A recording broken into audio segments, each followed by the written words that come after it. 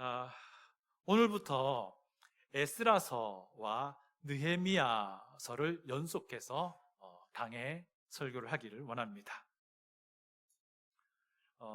에스라서는요, 완전히 무너져 버린 솔로몬 성전을 다시 건축하는 내용을 담고 있습니다.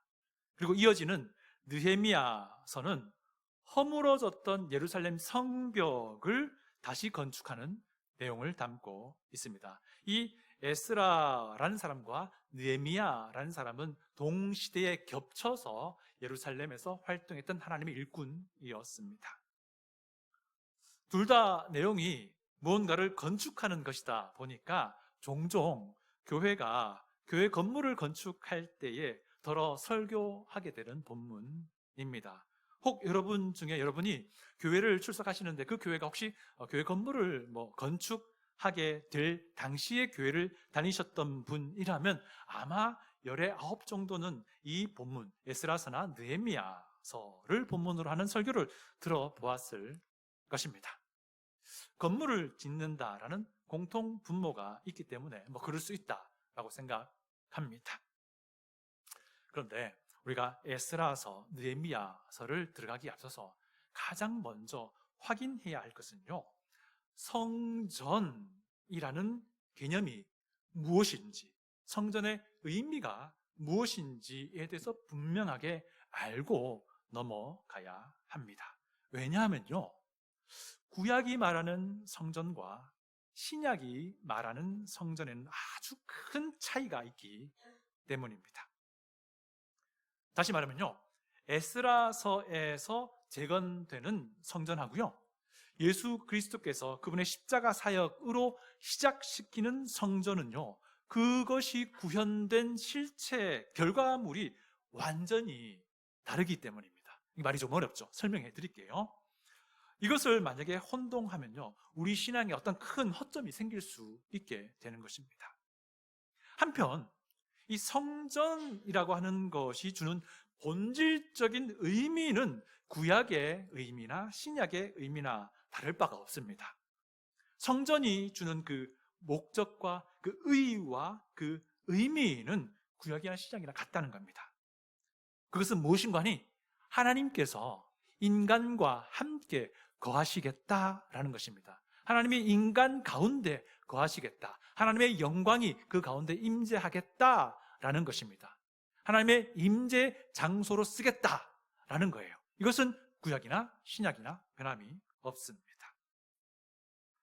그런데 아까도 말씀드리지만 그 의의와 목적과 의미가 실제로 구현되어 나타나는 결과물은 구약과 신약이 완전히 다르다라는 거예요. 우선 구약에서 성전은 건물이었습니다. 이 특정한 건물에 하나님의 영광이 임하셨습니다. 그래서 하나님을 예배하기 원하는 사람들, 하나님을 섬기고 믿는 사람들은 그 당시에는요, 이 특정한 건물 성전으로 나아가서 그곳에서 하나님께 예배를 드렸습니다. 왜냐하면 성전이란 장소가 하나님의 거룩과 하나님의 영광이 임하는 곳이었기 때문입니다. 여러분 아시다시피 처음으로 하나님의 언약 백성에게 주어졌던 성전은 사실은 천막이었습니다. 천막. 좀 움직일 수 있는 천막이었습니다. 이것을 우리가 성막이라고 태버너클이라는 말을 쓰지요. 출애굽 직후에 시내산에서 하나님은 이스라엘 백성과 언약을 맺으십니다. 그리고 그들에게 처음으로 아주 특별한 천막을 만들라라고 명령하십니다. 그리고 이 특별히 제작될 천막에 하나님이 임하셔서 너희들과 함께 하겠다라는 말씀을 해주십니다. 이것이 성막인데요. 그리고 출애굽 여정 동안에 그 성막은 이스라엘 백성과 함께 같이 이동했습니다. 그리고는 하나님의 임재의 처소가 되었고 하나님의 거룩하심이 임하는 곳이었습니다. 그래서 성막은 하나님께 예배드리는 장소로도 쓰이게 됐습니다. 그래서 이 언약 백성이 움직이는 곳곳마다 성막이 세워지고 채워지면요, 그 언약 백성은 성막에서 짐승을 죽였고요, 그 피를 제단에 뿌렸고요, 그 죽은 짐승을 불에 태워서 하나님께 번제라는 모양새로 예배를 드렸습니다. 물론 이 예배 방법은 몇 가지가 더 있긴 했지만요, 주로 번제라는 모양으로 하나님께 예배를 드렸습니다. 그리고 어떻게 됩니까? 이스라엘 백성이 가나안 땅에 정착합니다. 그리고 사사 시대를 거칩니다. 그리고 하나님께서 왕국을 세우십니다.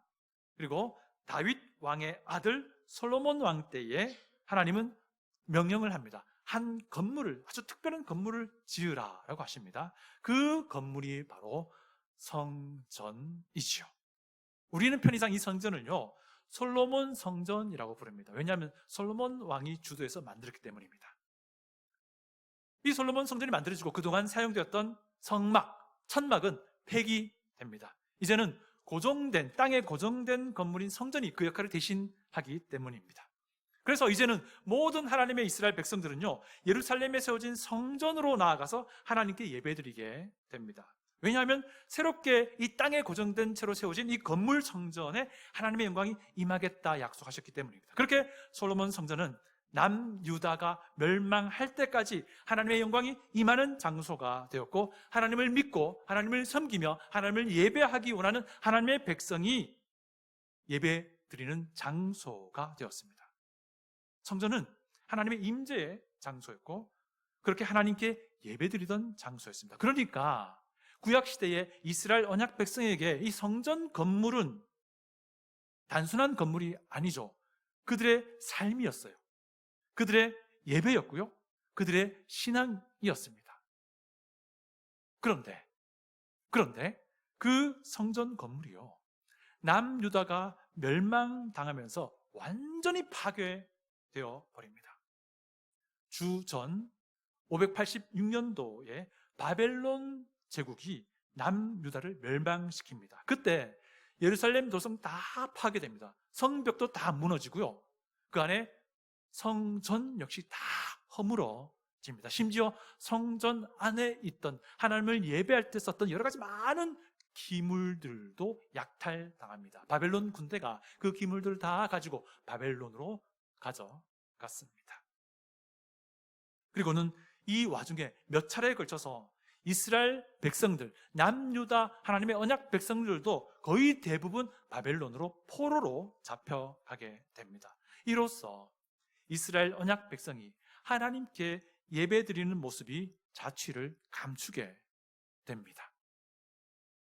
그렇게 언약 백성은 대부분이 바벨론 전 지역으로 흩어졌고요, 하나님의 성전은 무너지고 눈에 보이는 예배는 사라지게 됩니다.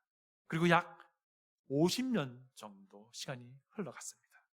주후 539년경에 바사 제국이 바벨론 제국을 무너뜨리고 이 비옥한 초승달 지역의 패권을 차지합니다.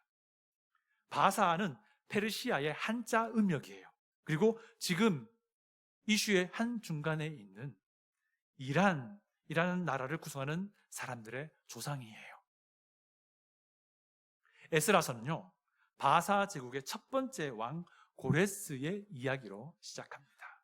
우리 1절을 보시면요, 이렇게 말하지요. 바사 왕 고레스 원년에 여호와께서 예레미야의 입을 통하여 하신 말씀을 이루게 하시려고 바사 왕 고레스의 마음을 감동시키심에 그가 온 나라에 공포도 하고 조서도 내려 이르되 라고 말합니다. 이게 무슨 말이죠? 바사 제국의 첫 번째 왕 고레스가 자기 통치 첫 번째 해에 어떤 한 조서, 명령을 공포했다라는 것입니다. 우리 한번 슬라이드 봐 주실까요? 이건 뭐냐면요, 1879년도에 설형 문자, 쐐기 문자라고 하죠. 이 쐐기 문자가 기록된 원통 하나가 고고학자에 의해서 발견이 됩니다. 이게 뭐냐면요, 바사 제국의 첫 번째 왕 고레스 왕이 만든 거예요. 여기 밑에가 좀 확대시킨 건데요, 저렇게 하는 게 글자래요. 예.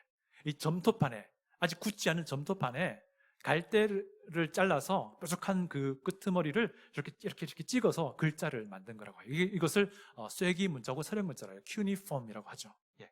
이 점토로 만들어진 원통이 발견이 됩니다. 이 내용이 무엇이겠습니까? 고레스 왕이 만들었으니까 자기의 치적을 담고 있겠죠. 네, 맞습니다. 자기 치적을 담고 있는 거예요. 그런데 그 중에 보니까 오늘 성경 본문이 말하는 바로 그 칙령을 공포했다는 내용도 기록이 되어 있습니다. 그래서 이 서령 문자 점토 원통을 고레스 원통이라고 부르기도 합니다. 이 원통에 나오는 고레스의 칙령 부분을 제가 요약해서 말씀드리면 대략 이런 내용이에요.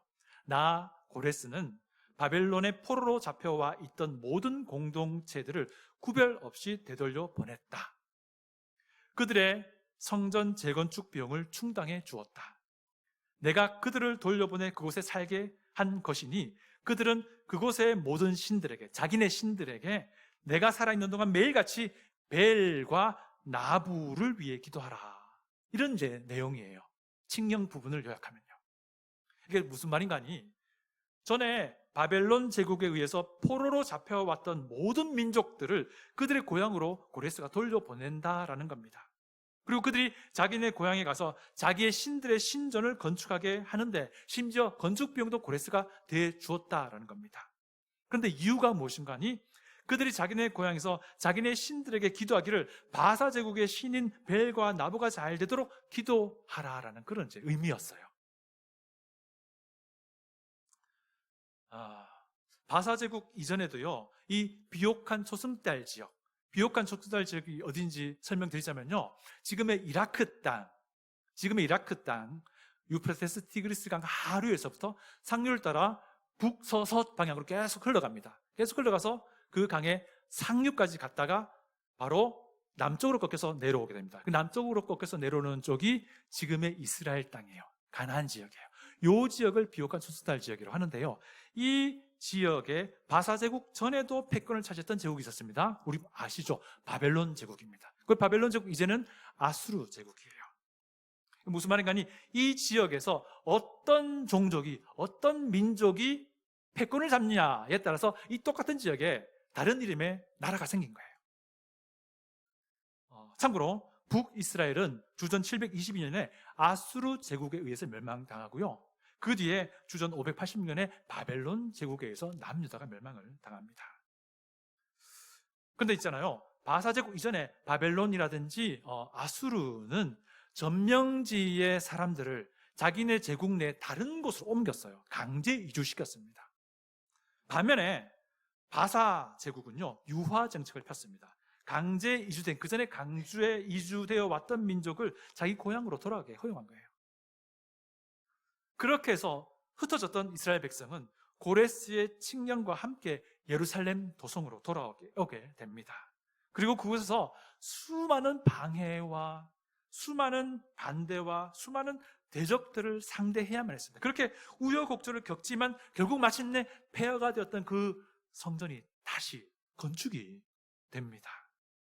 이렇게 재건된 성전을 스룹바벨 성전이라고 합니다. 왜냐하면 이 고레스의 칙령에 따라서 이스라엘 백성이 처음으로 다시금 예루살렘으로 돌아왔을 때 그 지도자가 스룹바벨이었고, 그의 지도하에 성전이 만들어졌기 때문입니다. 그래서 우리가 스룹바벨 성전이라고 부르는데요, 이 내용이 에스라서의 전반부의 내용이에요. 여러분 생각해 보십시오. 재건된 그 성전에서 고향으로 돌아왔던 이 이스라엘 백성들이 얼마나 감격적으로 예배를 드렸겠습니까? 그리고 그 하나님의 영광스러운 그 임재 앞에서 언약 백성은 마음에 결단을 하지 않았겠습니까? 이제는 정말 하나님의 백성답게, 하나님의 언약 백성답게 살겠노라. 그렇게 감격적인 성전 기공식을 보았고, 그렇게 감격적인 첫 예배를 드렸던 이스라엘 언약 백성이었지만요, 시간이 흐르면서 그들은 또 하나님을 저버리게 됩니다. 그때 하나님의 경고의 메시지를 전했던 선지자가 구약의 맨 마지막 성경을 기록한 말라기 선지자입니다. 그런데요, 말라기 선지자 이 불같은 경고에도 불구하고 언약 백성의 타락은 멈추지 않았습니다.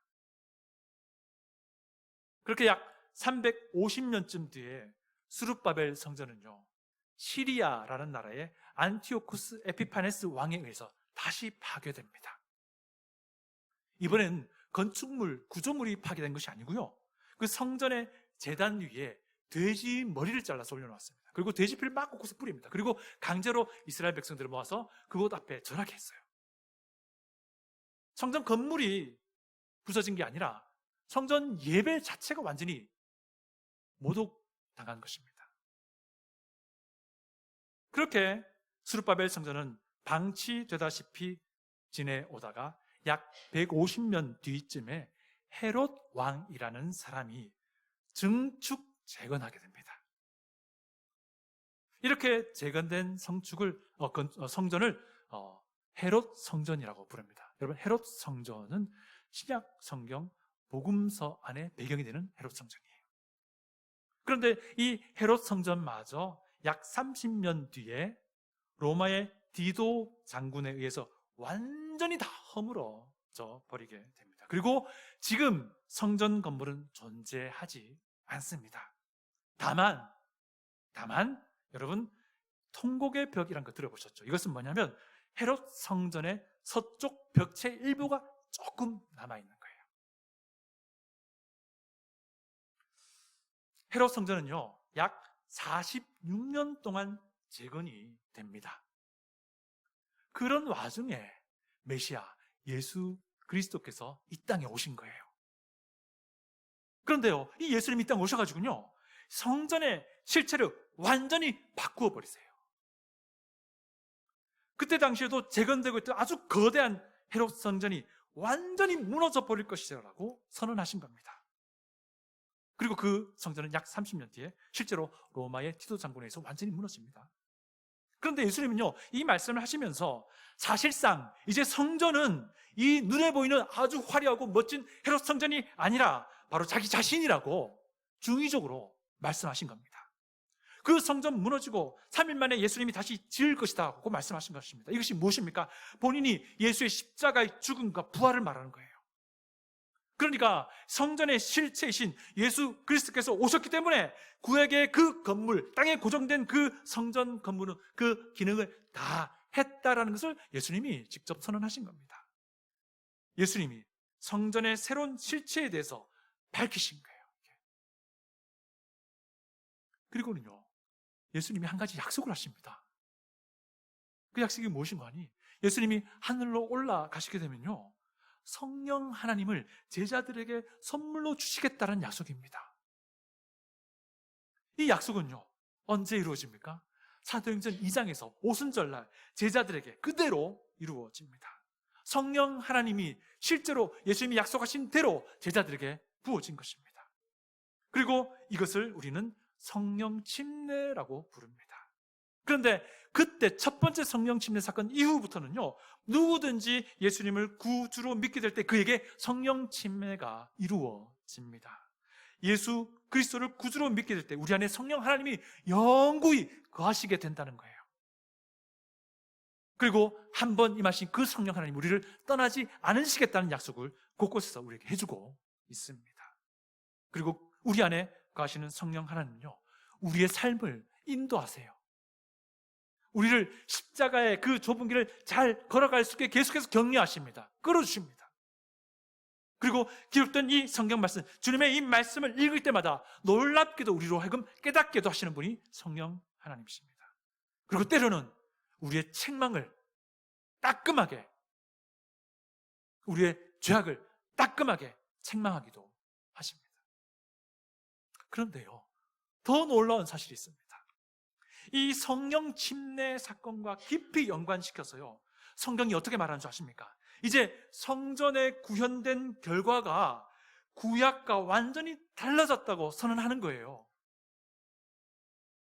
성령 침례가 주어진 이 신약 교회 시대의 성전은 눈에 보이는 건물이 아니고 성령님이 거하시는 그리스도인 각자라고 그 실체를 밝혀주신다는 것입니다.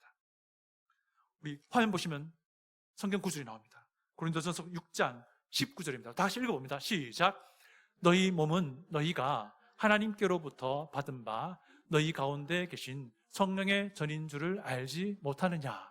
너희는 너희 자신의 것이 아니라 구원받은 그리스도인 각자가 성전이라는 겁니다. 왜 그렇습니까? 성령 하나님이 거하시는 거룩한 장소로 우리 각자를 삼으시기 때문입니다. 구원받은 오윤희라는 인격체가 이제 성전이라는 거예요. 구원받은 여러분 인격체 각자가 성전이라는 것입니다. 구원받은 내 안에 성령 하나님이 임재하고 계시니 이제는 내가 어디에서 무엇을 하든지 내가 해야 될 일들, 내가 어디로 가든지 그것들은 모두가 다 하나님의 거룩과 영광이 함께 하고 있고 그 거룩함과 영광을 드러내 보이게 되어야 한다라는 것입니다. 그래서 이제 예배는요, 어느 특정 건물이나 특정 장소에 제한되지 않게 된 것입니다. 그리스도인이라면 그가 어디에서 무엇을 하든지 그의 생각이나 그의 말이나 그의 행동이나 그의 인격이나 그의 성품이나 그의 삶 전체가 하나님의 거룩함과 하나님의 영광스러움이 드러나고 비추어져야 한다라는 것입니다. 그의 삶 전체가 예배가 된다라는 거예요. 그의 삶이 하나님의 거룩함과 하나님의 영광을 비추는 도구가 되어야 한다라는 것을 오늘 우리에게 말해주고 있는 것입니다. 여러분 성경 전체를 다 보신 거예요. 여러분 이 말 들을 때에 어떤 마음이 듭니까? 이 말이요, 여러분이 정말 그리스도인이라면요, 여러분에게 정말 거룩한 부담이 되시길 바랍니다. 그리스도인이시라면요. 그런데 이 말이요, 거룩한 부담만 되지는 않습니다. 나의 삶이 하나님의 거룩함이 임하는 장소, 그리고 나의 삶이 예배가 될 수 있다는 이 말은요, 그리스도인 된 우리에게 전율과 감격이 되는 겁니다. 생각해 보십시오. 여전히 나는 부족합니다. 여전히 나는 불안합니다. 불완전합니다. 그러나 내가 하나님의 거룩과 하나님의 영광을 세상에 보여줄 도구로 하나님이 기꺼이 사용하기 원하신다면 이 얼마나 감격스럽고 감사한 일입니까? 이것이 복이에요. 이것이 복입니다. 또 있잖아요. 신약 성경은요, 신약 교회 시대의 성전이 우리 각자 그리스도인 각 개인 수준에 멈추지 않는다라고 말해요. 성경은요, 집합적인 성전도 말해줍니다. 여러분 옆에 사람 뒤에 사람 봐보세요. 저들이 예수 그리스도 안에서 집합적인 성전이라고 성경이 말해요. 그리스도 안에서 한 몸 된 교회를 말해요. 여기에서 교회는 건물 아니죠, 그죠? 예수님을 구주로 믿는 믿음의 사람들의 모임을 말합니다. 그들이 모인 모임을 집합적인 성전이라고 말한다고요. 그 다음 성경 구절 보십시오. 에베소서 2장입니다. 다시 읽어보겠습니다. 시작.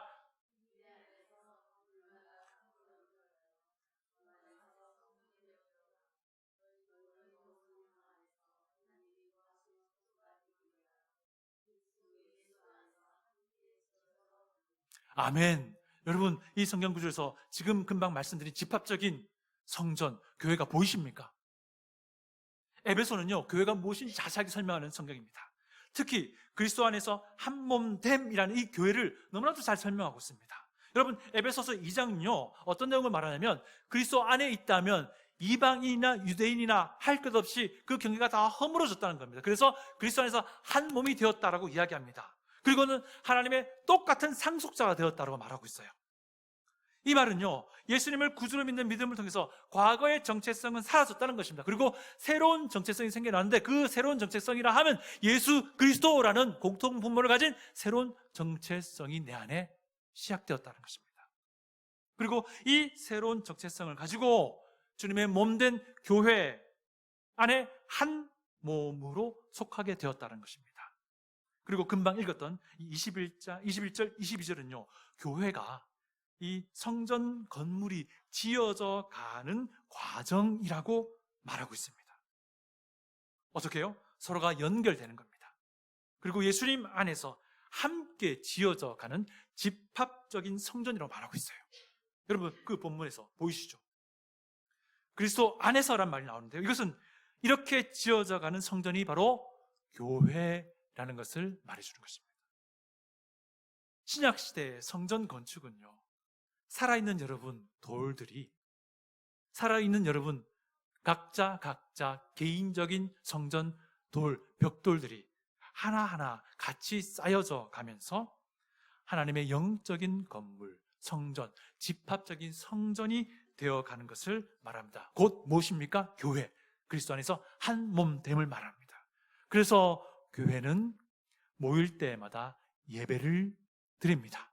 그리고 우리 주님의 임재와 영광 안으로 들어가는 것입니다. 그래서 교회는 모일 때마다 주의 만찬을 나누면서 우리 주님 십자가를 기억하는 것입니다. 우리 주님의 재림을 기다리는 것입니다.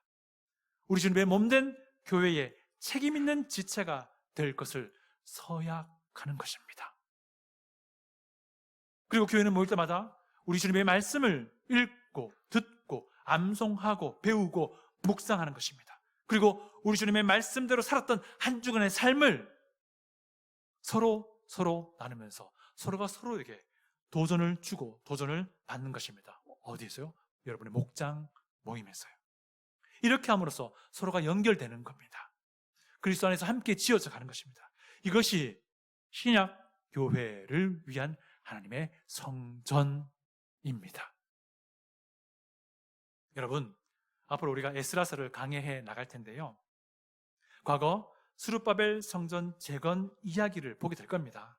그런데 그때마다 우리 신약교회 시대의 그리스도인인 우리가 주목해야 할 것은요, 우리 교회 건물 어떻게 잘 고칠 수 있을까가 아닙니다. 우리 교회 건물 어떻게 더 멋지게 더 크게 만들까가 아니고요.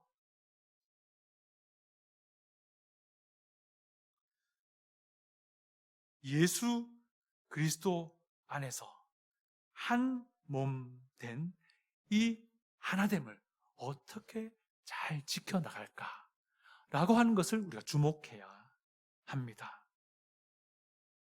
고정된 건물 성전은 이제 없습니다.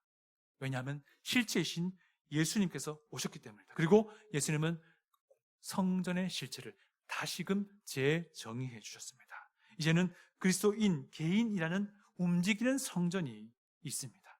왜냐하면 성령 하나님께서 우리 안에 있기 때문입니다. 그리고 이제는 이 이동식 성전이 함께 모이는 모임인 집합적인 성전이 있습니다. 이 집합적인 성전은 그리스도 안에서 한 몸됨, 우리 생수교회를 말하는 것입니다.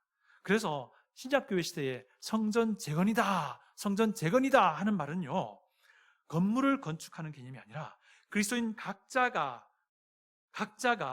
성전으로서 하나님의 거룩한 임재를 자기의 삶으로 오롯이 보여주는 것, 이것이 성전 건축 재건인 것입니다.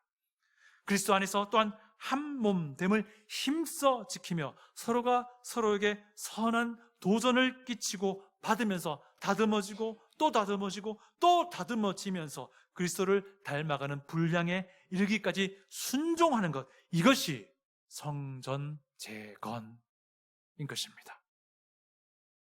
여러분, 이 성전 재건을 여러분의 삶에서 정말 이루기 원하십니까? 여러분, 이 성전 재건을요, 이 주님의 몸된 생수교회 안에서 내가 다듬어지고 또 다듬어지면서 이루기를 원하십니까? 서두에 제가 고레스의 원통을 말씀드렸습니다. 이 원통에 따르면 바사 제국 내 포로로 잡혀왔던 모든 이들이 고향으로 돌아가게 한 이는 바사 제국의 고레스 왕이었습니다. 이 칙령을 위대한 왕 고레스가 내리는 것이라고 고레스 스스로가 말합니다. 실제로 고레스 왕은요, 유대인들에게도 예루살렘으로 돌아가라 명령했고요, 그리고 재정을 지원하겠다 명령했습니다. 그리고 우리가 읽었던 이 부분은 에스라서 1장 2절부터 4절이 이 고레스의 칙령 부분을 이야기해주고 있습니다. 그런데요, 성경은요, 이 일을 하신 분이 고레스가 아니라 하나님이시다 라고 분명하게 말하고 있습니다. 우리 다 같이 1절을 읽어보겠습니다. 1절입니다. 다 같이 읽어봅니다. 시작. 바사왕 고레스 원년에 여호와께서 예레미야의 입을 통하여 하신 말씀을 이루게 하시려고 바사왕 고레스의 마음을 감동시키심에 그가 온 나라에 공포도 하고 조소도 내려 이르되, 바사왕 고레스가 칙령을 공포한 것이 아니고 하나님이 바사왕 고레스의 마음을 감동시켰기 때문이다라고 말합니다. 하나님이 바사왕의 마음을 움직여서 그 칙령을 공포하게 하셨다는 것입니다. 이스라엘 언약 백성이 성전을 재건하게 하신 분이 고레스를 움직이신 하나님이셨다라고 분명하게 말하고 있습니다. 한편 고레스가 이 칙령을 공포한 것은요, 하나님이 이전에 하셨던 약속의 말씀이 성취되는 것이다 라고 말합니다. 이것은 무언가니 예레미야 선지자가 이미 그 전에 이 일이 있을 것임을 예언했다는 것입니다. 이 예언을 우리가 차츰차츰 에스라스를 보면서 또 보도록 하겠습니다. 이게 무슨 말입니까? 세상을 창조하시고 세상을 움직이시는 창조주 하나님이 자신의 계획과 자신의 뜻을 이루셨다는 거예요.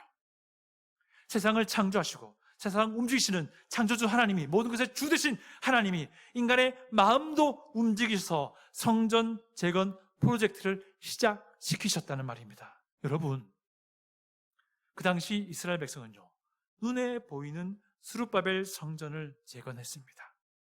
구약 시대에는 눈에 보이는 성전이 하나님의 임재의 장소였고 그들의 예배였고 그들의 삶이었습니다. 그러나 지금 신약 교회 시대에는요, 성령 하나님이 거하시는 거듭난 그리스도인 우리 각자가 성전입니다. 예수님의 몸된 교회, 생수교회가 집합적으로 성전입니다. 그래서 지금 우리 예수님의 제자들은요, 우리 제자들에게 예배는 우리 각자의 삶과 우리 각자의 인격이 하나님의 거룩함과 영광을 드러내는 거예요. 이것이 예배입니다. 또 한편, 그래서 지금 예수님의 제자들에게 예배는 생수교회라는 이 그리스도 안에서의 한몸됨이라는 모임 안에서 이 하나됨을 힘써 지켜내는 겁니다.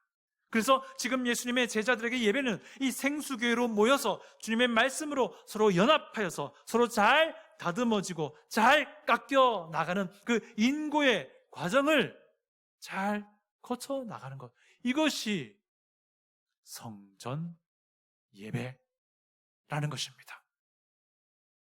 이런 예배의 삶을 살도록 하기 위해서 하나님은 하나님의 때에 우리 각자의 삶에 개입하신 겁니다. 그리고 우리에게 예수 그리스도가 구주이심을 믿도록 우리의 마음을 움직이신 것입니다. 이 놀라운 하나님의 개입은 이미 성경에 예언되어 있었습니다. 우리가 성경을 읽으면 읽을수록 더 확신하게 되는 부분입니다. 그래서 더 감탄하게 됩니다. 사랑하는 성도 여러분, 이 성전 재건을 여러분의 삶에서 정말 이루어 내시기를 축복합니다.